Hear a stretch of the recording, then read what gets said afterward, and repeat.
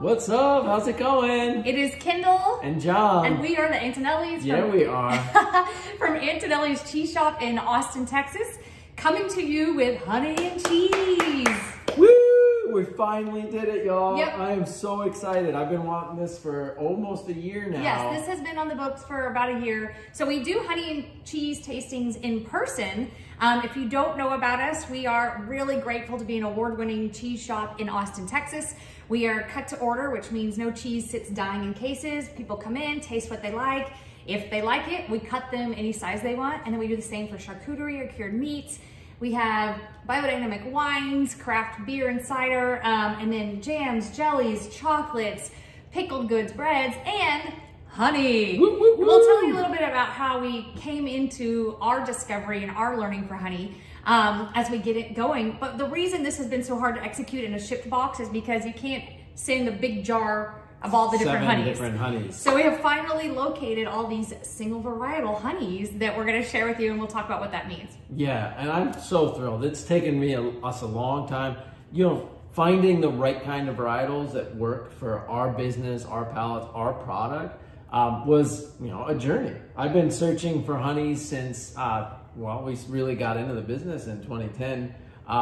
So much so that even the day after our firstborn, a kiddo, came into the world, I spent the day researching, you know, while mama and the baby were sleeping. Y'all, for real. Researching in the honeys. hospital, we're still there, and John's like looking for honey for the shop. And I found some of the best flavors in the world. And anytime I go to a food show, I spend time tasting honeys because I'm always looking for that special moment where the flavor, the experience that you have transcends what you know of a food product. And honey does that. For the most part, the honeys that we like to eat at home and showcase, every time you put a spoonful in your mouth, there's fireworks. There's this amazing explosion that happens. And I really hope that you get that sense today. Like we now, just as like a dessert treat, I will go in and just get out a spoonful of honey, and that's like my dessert in the evening. And then the flavors, we grew up with these very polyfloral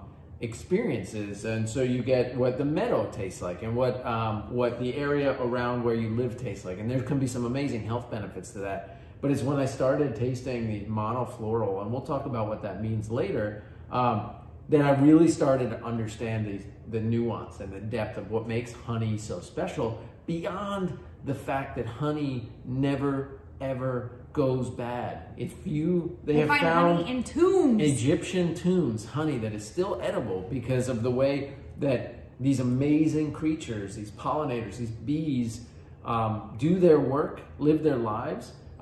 They actually create almost a perfectly preserved foodstuff for them, and fortunately for us as well. And so so I'm super excited. As Kendall was saying, we've been around since 2010. You can tell how passionate he is. I'm usually the chatty, and I can't even get a word in. This has been a passion project of mine for so long, but we opened in February of 2010. It was a honeymoon decision. I was sitting on the beach on our honeymoon having some really amazing drinks, the purple kind with the umbrellas, reading this awesome book, and I had this moment, this sort of existential spot right then and there that was like, hey, being a CPA has been great, but I can't do that the rest of my life. So I leaned over to Kendall and told her I was going to quit when we got home. And I said, what are you going to do? And you said, something in cheese. And so fortunately, she didn't know about annulment at that point.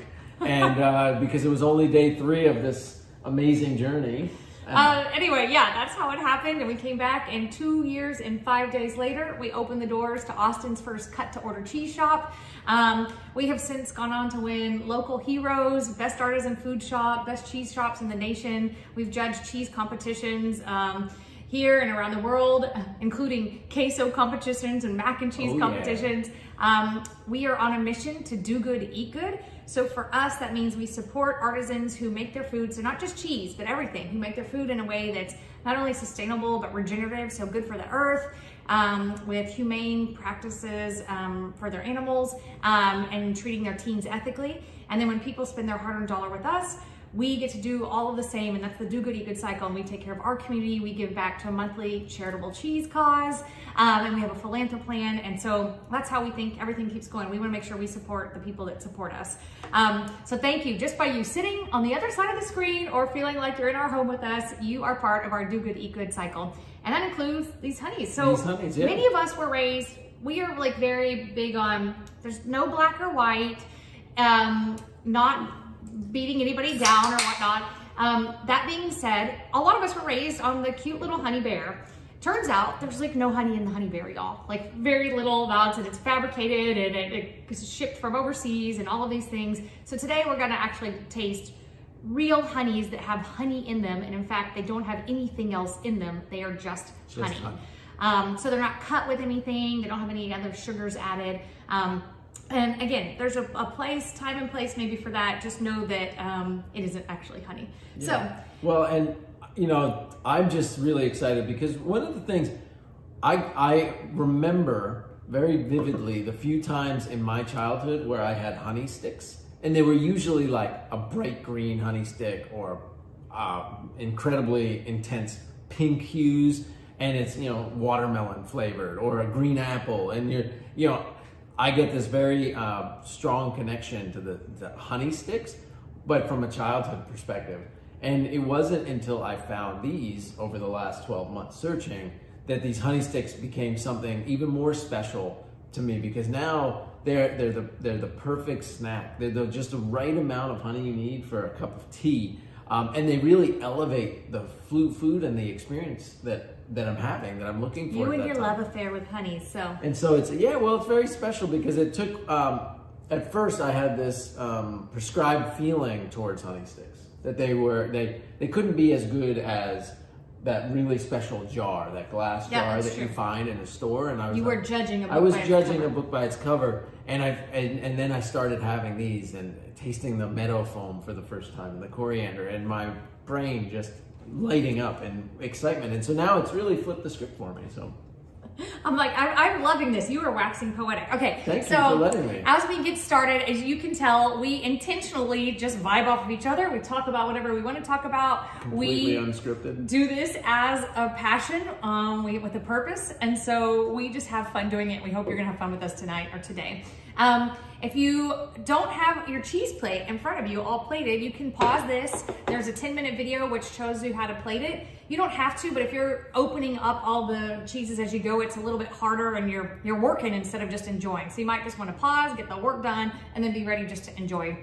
So we plated according to the video. We've got our honey sticks all out, and if you haven't taken them out yet, it's probably easier to keep those in the bags, because as soon as you get confused, it's super confusing. Woo.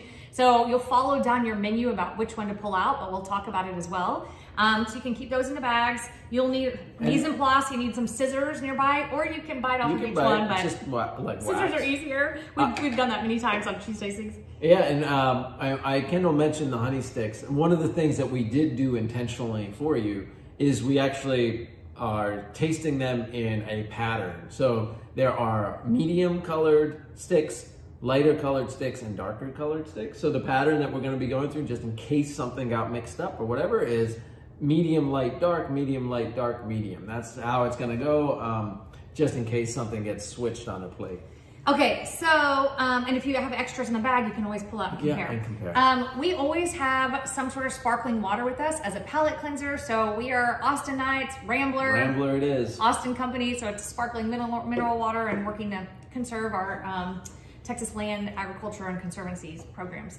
What was I gonna say? So we've got that. If you're drinking other things, other alcoholic beverages or sodas or what have you, usually we say start with the lightest flavor profiles. So a really nice, dry, acidic, light, bright Pinot Grigio, and then moving in more to your Chardonnays if you want. Then you could go into let's see, lighter reds like a Pinot Noir, and then end on a big Cabernet Sauvignon. So you want to work, our cheeses are going to go from lighter taste to heavier, lingering, bigger flavor profiles.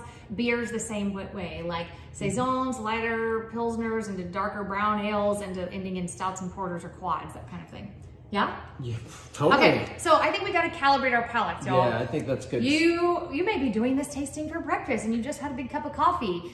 Whatever it is, we all have different palates. Our taste buds are all unique to us, but we can try more or less to get on the same page to taste kind of the same things. So I'm gonna talk us through this one. Perfect. Okay, so pick up your corn nut, which I'll tell you about in a little bit. Plug your nose, put it on your palate, and start chewing, or on your tongue. Super crunchy. And you can breathe in and out through your mouth, but just keep your nose plugged. And what do you taste? I usually just get salt. I taste salty. When you think you know what it tastes like, open your nose and breathe out through your nose while you're still chewing. And then go ahead and give a swallow. Love that. And that's when you get the corn. So it makes me think of Frito pie, popcorn, anything, kettle corns, like anything that has that corn flavor. I didn't get corn at all when my nose is plugged, but I get it when I open it up. So why do we do that exercise? One, we're showing you that taste is what happens on your tongue. And that's sweet, salt, bitter, sour, and umami. So those 5 things, that's all your tongue can taste. So why did we get popcorn when we released our nose? Well, flavor actually is the combination of taste plus aroma. So when you opened up your nose and breathed through your rectronasal, that aroma is what created, popcorn, Frito pie, all of that came through. So that goes to show that, one, when you have a cold and your nose is clogged up, you can't taste as well. 2, we should be eating these cheeses at room temperature because it allows the aroma to open up, and when we smell them more, we can taste them more because there's more flavor to them. And so just be breathing out and eating mindfully. People always ask us, should they eat on the cracker? We say try each cheese naked or in the buff first, then try it naked with the jam on it, the honey, and then scoop it up and eat it however you want. But we have some great crackers today, sourdough flatbread crackers. Yeah, so this is from Rustic Bakery in California.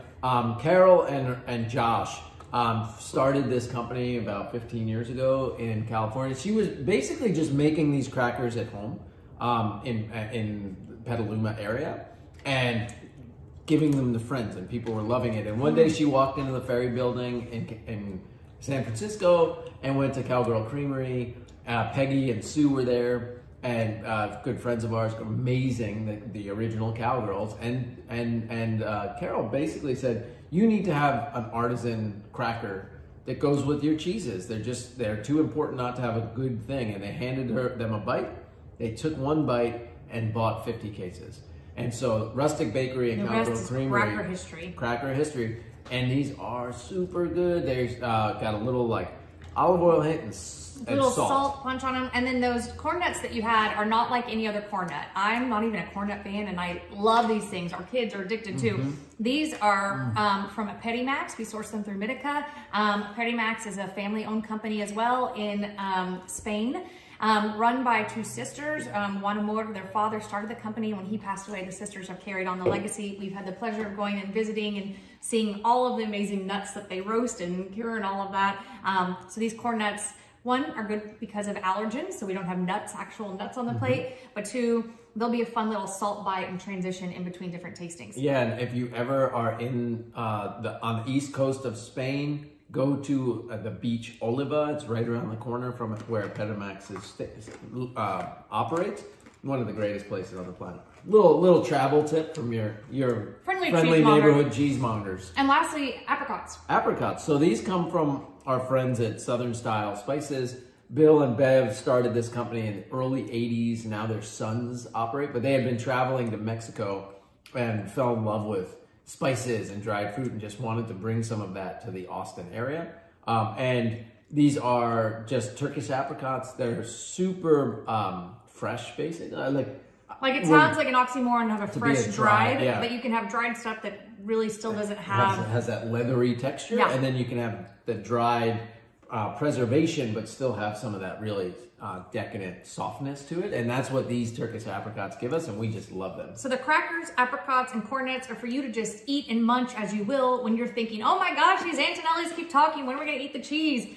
Have an apricot, have a corn nut. But all that being said, we are ready to do cheese. And over the course of the next hour, well, 45 minutes, I guess, we're gonna go through these one by one and you will be full. We typically, you know, if you finish the whole plate, good on you.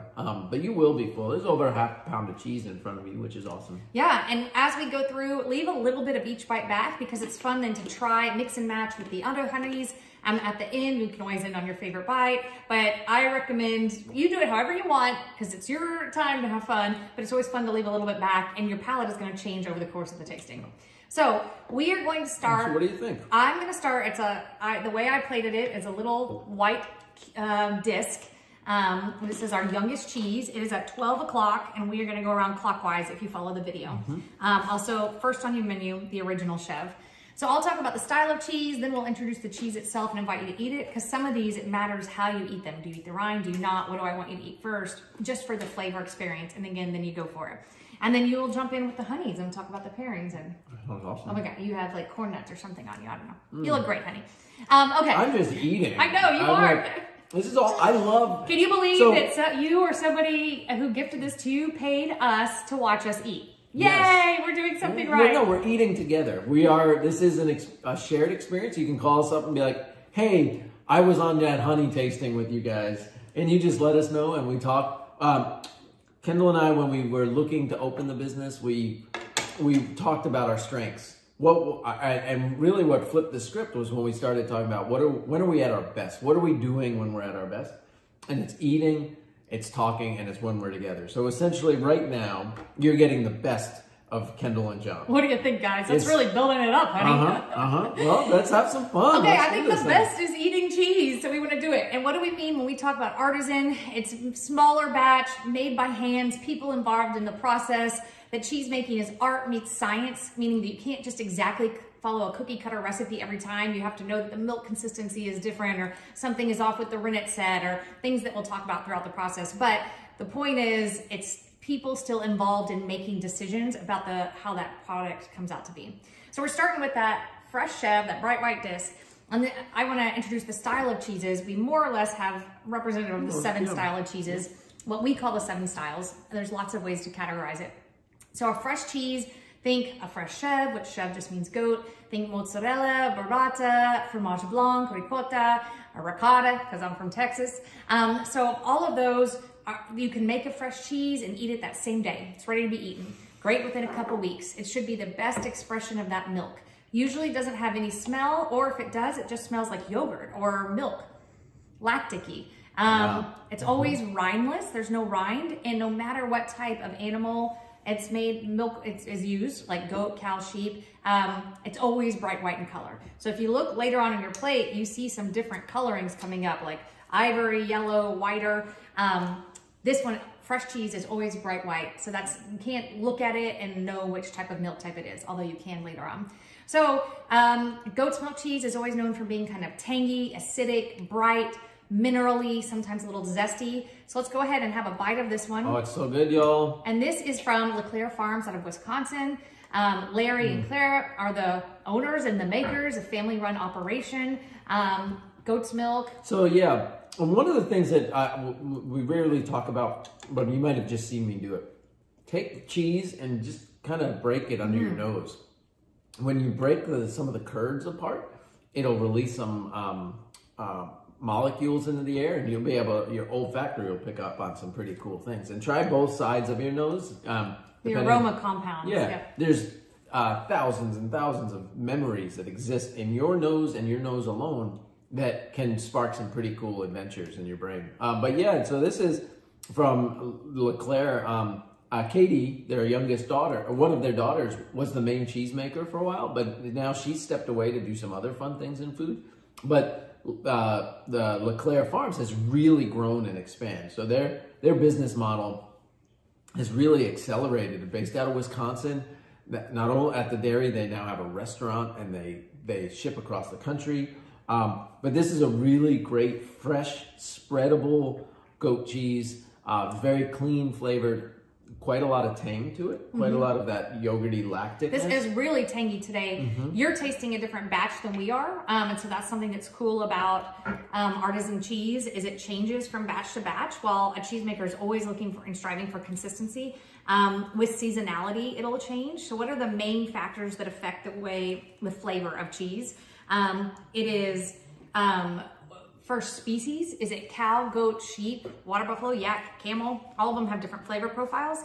Is it what breed of that animal? So La Mancha sheep, I'm just throwing everything in. But Lacone sheep. Yeah, I was actually trying to go back to goats. Not sheep, since we're on goats. La Mancha. Nubians, Alpines, all of them make a different flavor or composition of milk. And then, so we talked about species, we talked about breed, and then seasonality. So what is the animal eating that time of year, and where are they at in their lactation cycle? Both of those things are gonna make for different flavors. Let's put this with some honey. So you want to tell us about, what does single varietal mean? Yeah. Or monofloral? Single varietal or monofloral. So the way honey is made, do you mind if I go into that a little bit for a second? Yeah. So the way that we get honey, oh my gosh, let's do the tasting. I was going to say, we've talked a lot. Maybe we should just do a little. Okay, I'm going to taste this first. Hold on. Wow. That's so good. So I'm taking a bite of the cheese and now a little bit of the honey. And I'm doing a little topper like this, doing them together. So you, wow. That's a good combo. This goat smoked cheese was so tangy and acidic. I wasn't sure if the sage could come out well enough, but that's why we started with this. With something more medium than like the lightest, than the lighter mild. But what I find there, so this is black button sage. Black button sage grows all over Northern California. It's sort of like, looks pillowy with purple flowerets. And it's a really prized honey. And so the way honey gets to become monofloral or single varietal is that bees are these amazing keystone species. So bees, a keystone species, don't kill the bees, is a species of animal or plant or whatever that is really holds the ecosystem together. Buffalo in the Great Plains and the Great Prairies of the United States, they were a keystone species. They kind of kept the thing together. Which we're destroying now in many ways. Exactly. And then bees are also a keystone species. So bees are the best pollinators that exist, and they're the most prolific pollinators. So essentially, they are the most important part of that ecosystem in which bees thrive. And as the bee populations decline, with pesticides and things like that, we are losing species of vegetation. Yeah, of flora. Yeah. And so, but bees have these amazing sort of internal geosynchronous patterns. They can remember where they've been based off scent cues.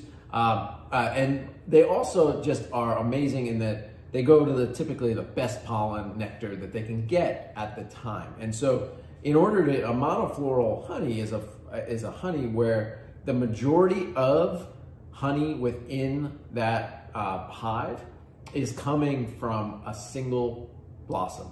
And that's really hard to do. So a beekeeper... Think opposite is wildflower honey. Yeah. Wildflower, what is it? What are they pollinating? Whatever's out there at that time versus that monofloral.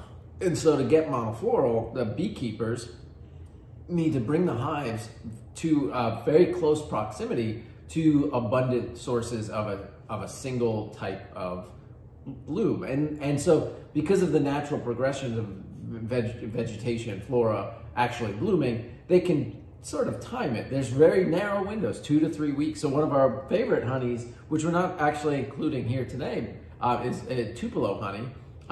Those are the gum trees in the marshes of Florida and Georgia that bloom for 2 weeks a year. And in order to get to them, they're in the marshes. They have to bring the fan boats in with the hives and they set them up. And then for just 2 weeks, they can get Tupelo honey. I hope in hearing all of this, you'll understand why if you go to a farmer's market or somewhere and you're buying real honey that isn't cut, the monoflorals, and specifically monofloral, you're going to understand some of the value of the price. So instead of like, why is this so much more expensive than that honey bear honey I can get? Well, 1, it's real honey. 2, it actually takes, even though the bees are doing the work, it takes a lot of labor involved and resources to collect that honey. Okay. And so, the bees, you put the hives in place, and the bees the worker bees fly out, they go get it, they bring it back. They basically, the process of honey is they basically consume the nectar from the plant and they put it into what you call the honey stomach, where there's enzymatic action that starts to break down the sugars and the simple sugars. And then they fly back to the hive and they drop that off, they regurgitate it. They vomit. They vomit. Regurgitate just super cool. Like honey just is bees. The bees carrying it around, doing stuff in their stomach, and then giving it back. And then the hive bees will take it and do the same process and continue to break it down, and then they transport it into the comb. Into the honeycomb, the hexagons, the shape. Sorry, I was like, there's a word. Like, I don't know what you're looking at me for. Into this, we'll get there. And then into basically these little cells, and then they seal, they cap it, and right before they cap it, they use their wings to dry it out. And so honey is just this amazing thing. A single bee will end up making 1/12 of a teaspoon of honey in their lifetime. And so it takes a Isn't that crazy? One bee, their whole life will only make 1/12 of a teaspoon. That shows you how many bees it took just to make one stick of honey. This guy. And a hive will make about 200 pounds of honey a year for themselves and for additional consumption. And it's the girls that do all the work, for the record. Well, that's they're amazing. They're amazing. And so without all that pollination and activity in their hunt for the nectar, we wouldn't have a lot of the species of flora that we do today. And so that's why they're considered keystone.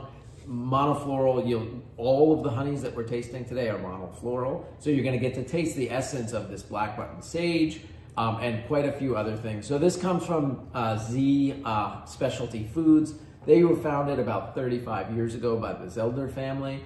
And Amina Harris, one of our friends in the world, she was at the Queen Bee at UC Davis, who started up the bee and pollination honey and pollination center at the Robert Mondavi School at UC Davis. And so she helps run it, but they are known for some sourcing and actually harvesting some of the best honeys in the world, and particularly from the United States.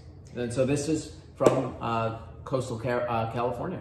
And I think just as we move on, the one thing to be clear about is this is called sage honey. There's nothing added in. There's no sage added in. It is what does the flowers taste like of the sage bush when they're blooming. And the bees pollinate it, and this is what that essence is. And so each one as we go through, when we taste orange blossom, buckwheat, blackberry, nothing is added into them. And this is what those plants taste like when they bloom. And one of the things that I would recommend, definitely, I mean, I just closed my eyes while I was tasting it. When you taste the honey, move your tongue around, move it around and let the saliva start to break it down, but breathing out through your nose. That's where you're gonna get this magical flavor profile that is way beyond what a wildflower honey would provide. All right, so fortunately we've gotten a lot of the basics, and now you know how honey is made. So we're gonna be able to move through some of the rest of these as we talk about our pairings. All right, next up is your Bloomy Rind cheese. This one it comes in a log-shaped form. It's called a Bloomy Rind because if you look on the outside, you can see a little white rind or white skin. The best known cheeses in this category are Brie and Camembert. They're often known for mushroomy vegetal flavor profiles like cauliflower, asparagus, what else is broccoli. It's like there's another one. There's another one of those things. Yeah. But oftentimes that really can shine through depending on what type of milk it is. But if you look at your piece, what's amazing about it is the way a Bloomy Rind works is that mold that derives from Penicillium camemberti or some other derivation of that mold breaks down the proteins in the cheese and makes it creamier. So you have rind on the outside, right under that rind you're gonna have a different texture called the cream rind, and then inside that you still have the inner chalky paste. So if this cheese is allowed to age longer, it'll get creamier throughout. If this was aged younger, and depending on what piece you may have, you may barely have any cream line at all. When you eat a bite of this, I would love for you to try the inner chalky paste first. That's what I just did, in case you're keeping track at home. All right, so there, I'm gonna try to show you and see if you can see it, but you can, oh yeah, you can see it. So inner chalky paste, cream line, rind. Try the inner chalky paste first. then try a bite of just the cream line, and then add in the rind. And people always ask, should I eat the rind? And we say, a rind is a terrible thing to waste. And no rind left behind. Be kind to your rind. Okay, so ultimately, we say try it. If you like it, eat it. If you don't, don't. In the younger cheeses, it really is meant to be eaten. In the older cheeses, the cheese community itself is split, and some people say, no, it just protects it, and no, that's part of the cheese. So really, we say give it a bite. You may surprise yourself, and then if you don't enjoy it, you don't have to eat it. So what'd you get on this? This is amazing. So the piece that we have, that interior texture is light and fluffy and smells rich. lemony to me. That sheep's milk is the most velvety of the cheeses. So that interior is it tastes almost fresh. It's not super tangy or anything. It's beautiful today. This is caña de oveja, or sheep log.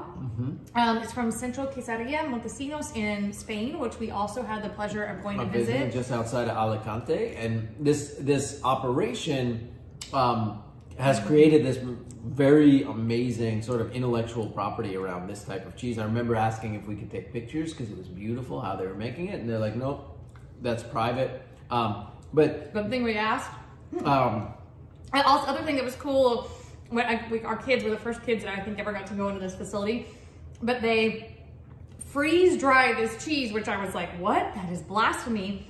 And ship it off to all the McDonald's in Spain. And McDonald's has a sandwich that they put on this disc. So goes to show you can't divide a line down the sand and say this side or that side. This is an amazing, awesome artisanal cheese that is at McDonald's in Spain on a cheeseburger. So it's Lorenzo Avalon and Michelle Buster, one of our friends, who kind of came around to this idea of creating this really special product. We also sell their caña de cabra, which is the goat milk log.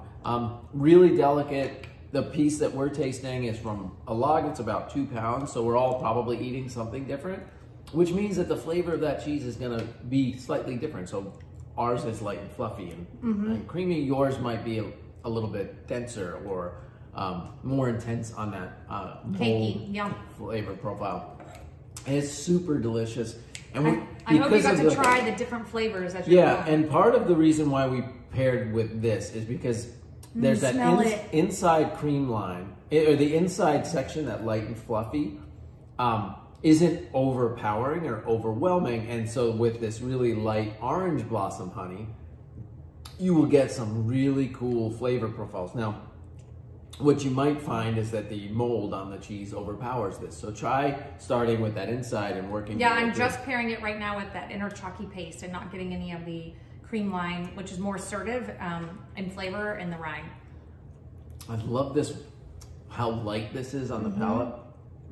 Again, there's no citrus in this, but this comes from the blossoms of the orange trees in typically Florida, Texas, Southern California.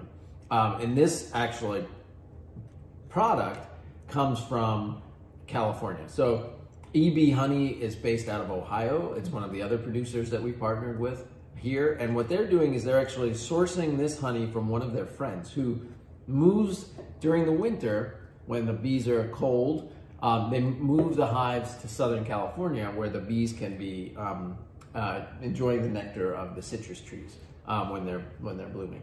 And so it's very light, it's very delicate. You can see when you went from the first one to the second one, and if you can see, I'm keeping little pieces back so I can go back and forth and taste them. This one has the immediate impact of seeming a lot sweeter on the palate. More sugary. Yeah. But it actually played really well with the cheese.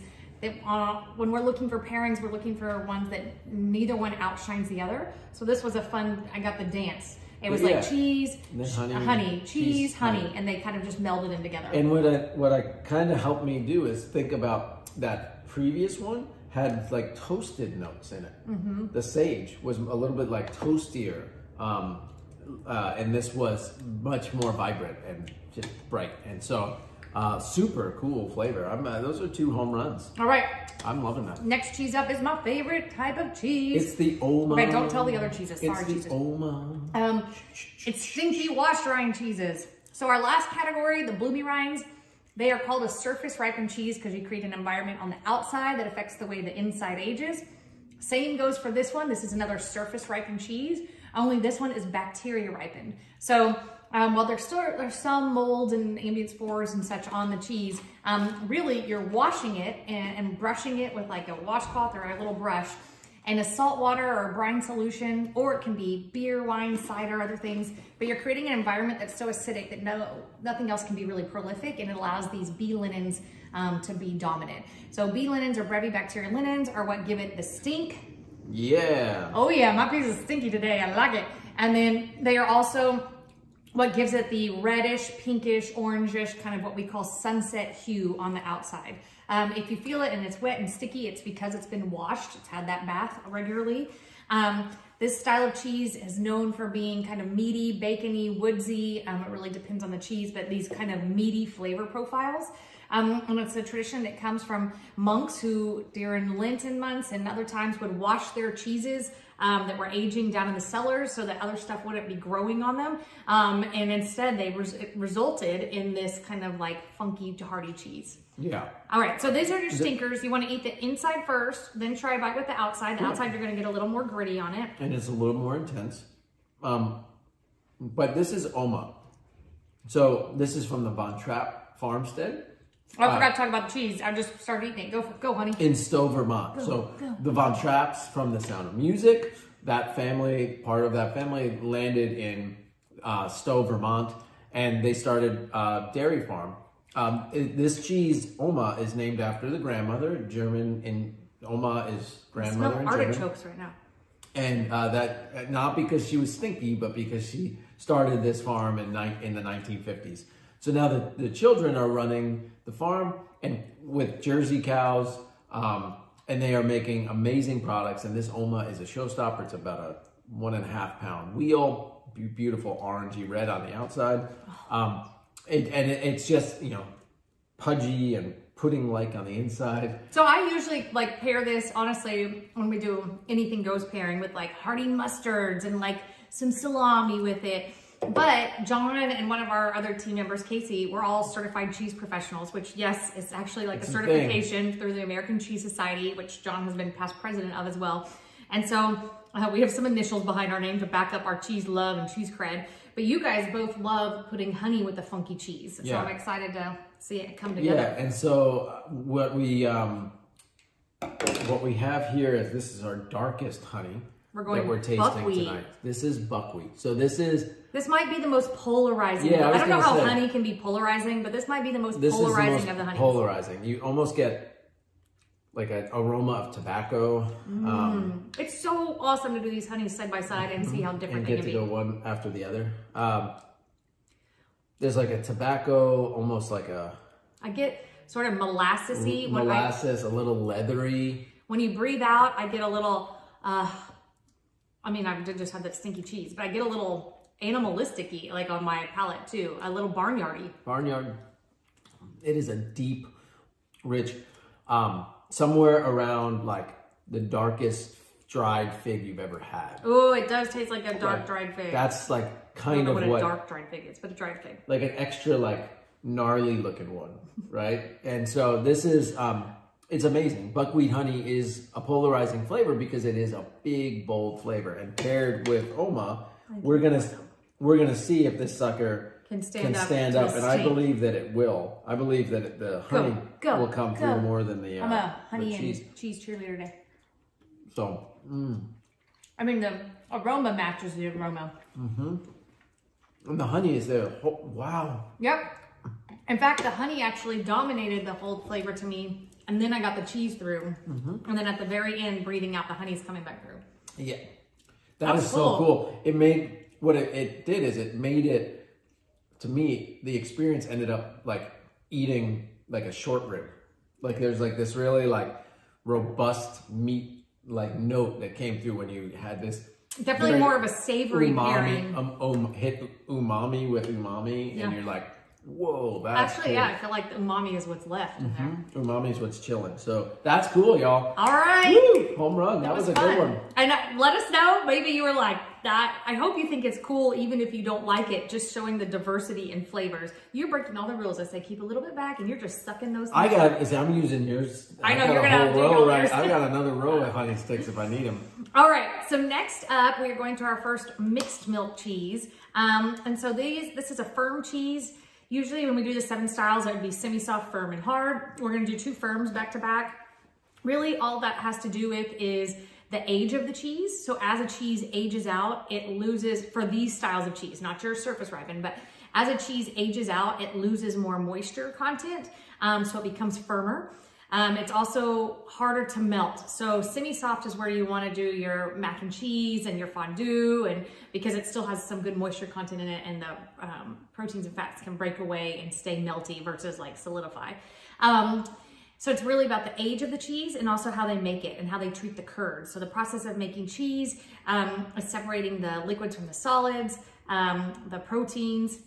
And so Little Miss Muffet sat on her tuffet eating her curds and whey.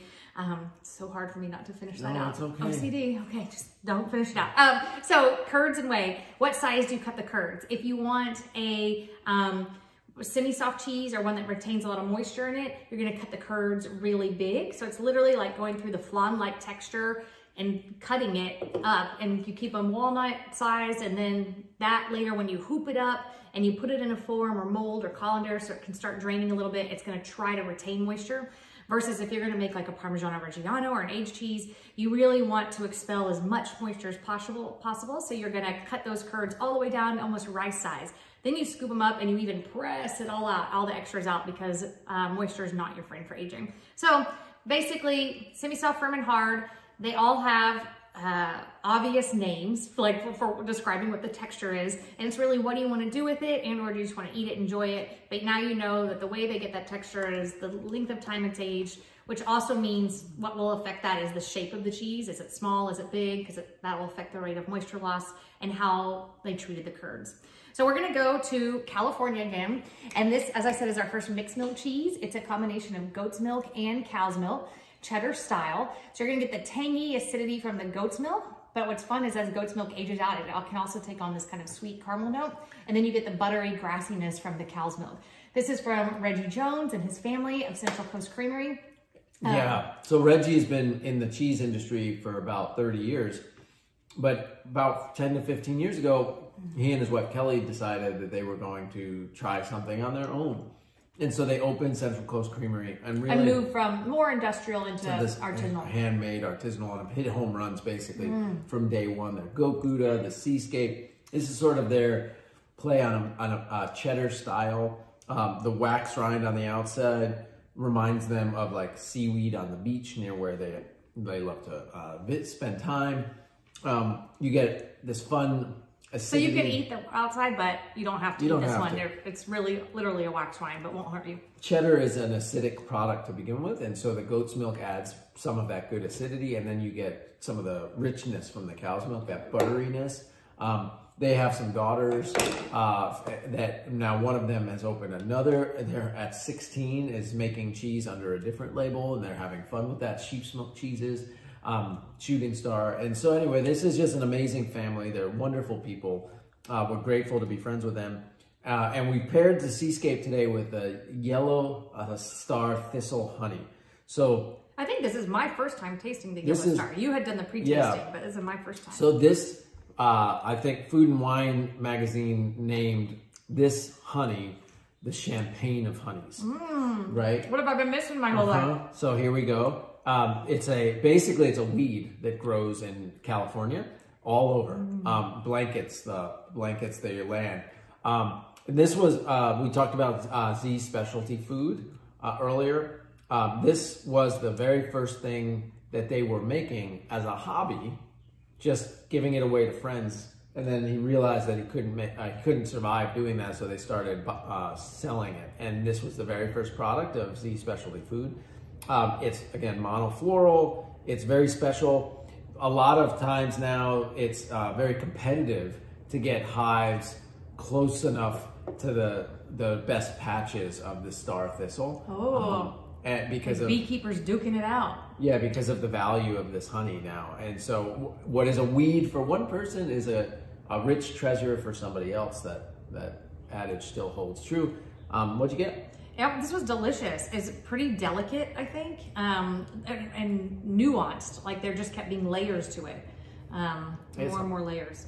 Clearly I liked it because I ate it all already. Yeah, what I'm tasting on this is like marshmallow, like something in that family. Like if you just spent like, you know, when you do a marshmallow over a fire and you just barely get a golden hit on the outside? Yeah. That's what I'm tasting. Okay, no, because between the two of us, you're very patient and you get the barely there golden hit, and I just stick it right in and I char the sucker, and then I taste charred marshmallow. Yeah. So but yes, your like, marshmallow I taste. Maybe like creme brulee. Oh, yeah, yeah. And a hint of banana, like that kind of flavor profile? The creme brulee topping, I get that for sure. So what did you think with the cheese? I liked it with the cheese. The cheese kind of shined out this wheel of this cheese. So sometimes this cheese is a little more semi-soft, which is why we put it in this spot. And if it was semi-soft, you may be getting a more semi-soft version. I think they would be perfect together. Ours is aged a little bit more. They're still delicious together. It just means the seascape at the very end is more like, I'm here. So they were delicious. And I like the play, just like the cheeses, goes back and forth from sweet to tangy, sweet to tangy. The honey does that with it. It offsets some of the tanginess too. Yeah. So it ends up tasting more like a young cheddar, like a classic American cheddar. That's super fun. I'm loving that. It's a taste exploration, seeing what A plus B equals something. F. Yeah. Yeah. 5. We're not sure until we get there. My mom, I don't think the kids call that monkey math or something like that. Oh, those kids. Okay, we're doing it. 3 more left. Y'all are doing great. We hope you're enjoying it. Minutes. And it's just an exploration of flavors. Next up is another firm cheese. This is Promontory Cheddar from our friends at Beehive Cheese. Break this under your nose, Pat y'all. Ford in Utah. Yeah. So these guys. So this is a classic cheddar. A cheddar gets its name because it is cheddared. It's the way they make it.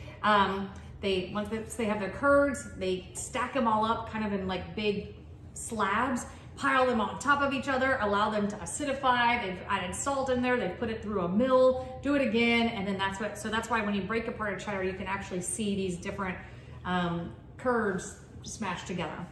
All right, you want to talk about Pat? Yeah, and this cheddar has a bit more like experiencing like salami. Like it has like more of a bite to it. And Tim, I think what the people would think of as sharp. Yeah, this is. It's hard in the artisanal cheese world because we see a lot of industrial stuff out there that's labeled sharp, extra sharp, and they're faking and mimicking those flavors. But this is what I think some people who like that sharp flavor would go for. And so this is, Tim and Pat, brothers-in-law. Basically in 2005, Tim was like, all right, I've got this idea. And the two of them were at a point in life where they're like, okay, let's go for it. And they went to Utah State for a cheese making class. I think it was Utah State. I might have gotten that wrong, but they went for a cheese making class, and it was only industrial cheese conversations, and they were these little tiny guys that wanted to do artisanal, handmade, small batch. And after that class, they got a phone call not too long after that was like, if you're really doing this, we want to give you our cheddar recipe that we've developed in-house, and you can use it and grow it. And so that's where Promontory Cheddar came from, is they took over this recipe and they started making it, and then they specialize really in exterior rubbed cheeses. So they take ingredients, rub the outside of the cheddar to create amazing flavors like Daily Buzz. Yeah, there's one that's but it has coffee rubbed on the outside, coffee. There's another that's sea salt and honey. Coffee and lavender, sea salt and honey. They do Cajun spiced rubbed ones. So this is their base for all of them. We know that honey goes really well with this cheese because they do one rubbed in honey, wildflower honey.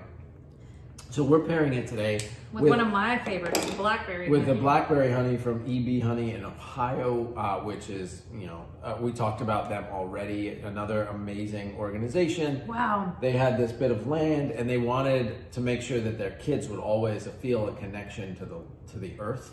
And they ended up falling in love with the honeybees and the work around that. And so now they have about 200 acres that they work with honeybees on, and then they work with partners and friends all around. So you want to talk about the Blackberry honey? No, not yet. I'll be eating it. I will. Yeah. So again, this is not...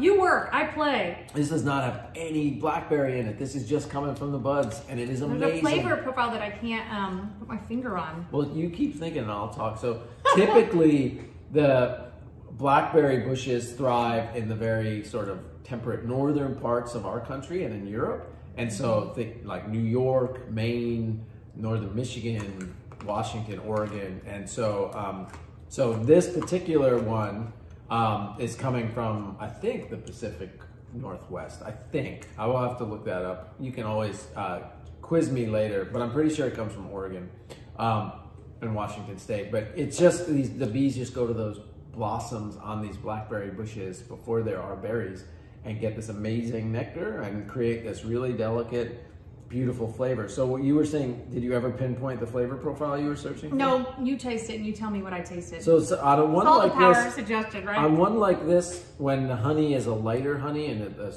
cheese is stronger, what I would recommend is when you put it in your mouth, put the honey down on your tongue first. And play with the ratio. You can always do less to more. Yeah. What was I gonna say? Oh, if you were sitting there wondering, I don't know what I taste either, or when we first got into food, I guess we opened over 12 years ago, and we were these annoying people at restaurants, because besides just eating a lot, we don't have any degrees, we're not connoisseurs, except now being certified cheese professionals, but at the time, we just like to eat. And so we'd sit there and like, what do we taste? What do we taste? And so it really is an acquired skill to talk about what you're tasting and where does it match your memory and what happened at that one time. And then that's what brings up that flavor memory and that flavor profile for you.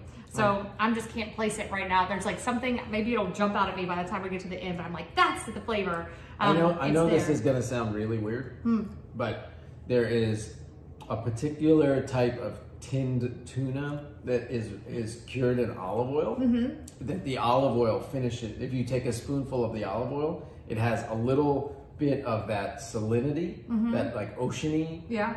That's what I'm getting. I'm getting sort of That's from the pairing. That's with the cheese. Pairing. Yeah. You were just talking about the honey? Just the honey. Got I couldn't. Yeah. All right. I just ate the pairing. It was super cool. Let's go to our second to last cheese. We're on a hard cheese. Hard cheeses, you can't really cut. Really more, they're better for grating, although this one you can. This is Euphoria. This is a sheep's milk Gouda from Holland. This is our first sheep's milk cheese today, right? Oh no, we had Canyon de Oveja. So you can tell it has this kind of ivory color. Gouda, the way they make it, often tastes like cheese candy to me, especially when you age it out. And definitely look visually on your plate. We went from that seascape to the Promontory Cheddar to the ivory colored one of Euphoria. So as a cheese ages out, goat's milk cheese will always be bright white in color. Sheep's milk will be more ivory, and then cow's milk will be the more yellowy one. And that's because goats can process the beta carotenes in grasses, whereas cows can't, and sheep to a lesser extent. So that's why you see color variation if it's not manipulated later on, because you can add annatto, which is a natural-based food dye that makes something more orange or different foods.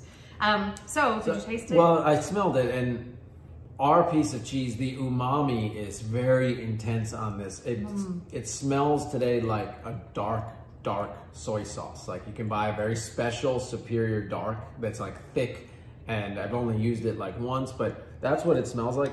That's the umami coming through. This cheese was made for the American palate. It was a partnership between a distributor in the United States and a Dutch cheesemaker. It's got this butterscotch, toffee, soy saucy type of flavor experience. And we have... Oh, the coriander. Hello, baby. The coriander. Yeah. And so, that's intense today. I'm loving that. So, but coriander is going to be great with it. So coriander is super fun. And I'll tell you what, if you're a Texan, like Kendall is, and I am now part of that, I'm working my way in, cilantro is like in everything. And so in the United States, this plant we call cilantro is actually coriander. And so in the US, the same plant, the leaves and the stalks are called cilantro. No, not the stalks and the leaves are cilantro and the seeds are coriander. Other places in the world, the leaves and the stalks are coriander and the seeds are coriander seeds. So we're talking about the same thing, cilantro and coriander. This was one of my favorite bites of 2017. I went to a food show in Italy and tasted coriander honey for the first time. It was so good. And it's got like sucked all mine out. Cardamom and gingerbread Yeah, I flavors. got that gingerbread. So delicious. Also, I got a little crystallization in mine. And so I used to think that, oh, if a honey crystallizes, it's an inferior quality or this or that. And it doesn't have anything to do with that. It actually just has to do with the ratio of the sugars in there, like the glucose and that, and that's what affects the way it crystallizes or not. Yeah. That was an awesome pairing. Like it's hard to stand up to an aged Gouda. An aged Gouda has a lot of depth of flavor. It's going to stick on your palate a long time. It has a long finish, and that coriander honey did it. I love it. And those, when you tasted the cheese has a crunch to it, the tyrosine crystals. Yeah. And with the honey, it's sort of just like the two things just kind of explode. And the reason the cheese has that crunch to it is the longer cheese ages out, the proteins break down into these little clumps of amino acids called tyrosine. And so when people say, I like cheese with flavor crystals or salt added, it's actually this result of aging out in these protein clumps. All right. Okay. Last one. Y'all, we've almost done it. We're moving to blue cheeses, sometimes the most polarizing of the cheese world. Blue cheeses, as you pick it up and look, very often can be blue in the center, but there are blue cheeses which don't have any molding color variation in the center. Why? When a cheese is in its form, you've already inoculated it when it was liquid with Penicillium roqueforti or some other blue molds that derive from that. And so then you go and you pierce this wheel with little needles, but you're not injecting anything into it. Instead, you're allowing oxygen to get in there. And because that mold that's already in there is aerobic, that's what allows it to grow this coloring, these lines. So you will sometimes see in your piece, like actual pierced needle points of where the needles went down. And there can be hot and cold flavors. Hot is like that blue that's like piquant and slaps you across the face or punches you in the gut. The cooling flavors are more like fudgy and pudgy. So if you don't like a blue, there's a lot to play around with and try different styles. Today we are doing Asher Blue from Sweetgrass Dairy. So this is a dairy in Georgia. Jeremy and Jessica Little are the operators, second generation, basically family business. Practicing regenerative agriculture where they move the cattle regularly. It's not cattle, dairy cows. I come from the cattle industry, or my family are cattle ranchers, but dairy and beef, very different. But they're moving the dairy cows regularly to not overgraze the land, to just mimic buffalo and stomp down the grasses just enough, poop and fertilize it and move on. And that actually is building up the land versus just stripping it. And so this is named after their second child, Asher. And it's got a nice density to it. It's not overpowering, even though it has a lot of blue mold. Texturally, it's kind of cooling on the palate. It's a nice, clean bite. It's our first raw milk cheese today. So we can sell raw milk cheeses in the United States as long as they're aged over 60 days. So it means this one has not been heat treated to a certain temperature. And some people argue you can taste more terroir in a raw milk cheese. I think you can have really good raw milk cheeses and really good pasteurized cheeses, but it is fun to really taste the flavor of that place. And we are on to our last honey. This is Meadowfoam. This is your favorite, right? Usually. I am so excited to share this with you. So Meadowfoam comes from like Oregon, Pacific Northwest, California, and it's a kind of a flower that when it grows, it just covers the meadows and it just looks like foam, like the foam of the ocean on top of the meadow. And it's a very special honey, delicate. You get like cupcake flavors. Totally got cupcake on batter, vanilla, toffee, and buttercream. Buttercream, icing. It's just very smooth and very fun. I also got a hint of a Peeps marshmallows, but it's really that sugary part of the Peeps. Again, breathe out. This flavor is just stupendous and fun. And to think that is the consistent flavor that this one blossom creates when honeybees interact with it. So as you're eating it, I think it was fun because I had the honey. The blue salt really came through, and in fact, the honey sort of accentuated the salt, and then I got that delicate honey coming back through at the end. Y'all, you have now done 7 cheeses, 7 honeys. Congratulations on doing honey and cheese class. We hope you learned some about cheese. We hope you learned some about honey. And most importantly, to appreciate all of the labor of love that is in front of you and the cheesemakers and the beekeepers. Our goal is just to tell their stories and the hard work that they do and keep supporting them so we keep having these amazing foods. So thank you for being a part of that Do Good, Eat Good mission. And if you enjoyed yourself and wanted to see more, we offer cheese and chocolate, cheese and meat, cheese 101, and also do these as live tastings if you want to share it with friends. We come on and hang out with you and answer any of the burning questions that you might have. Yeah, you get 12 groups together and we will come on and do it live with you for no extra charge. And the Cheese 101 is pretty fun because you get a honey, you get a meat, you get a chocolate, so you get to see how all different things pair with it. Yeah. Well, anyways, you guys have done honey and cheese. We appreciate you. Thanks for supporting us, and we'll see you on the flip side, y'all. Ciao. Bye.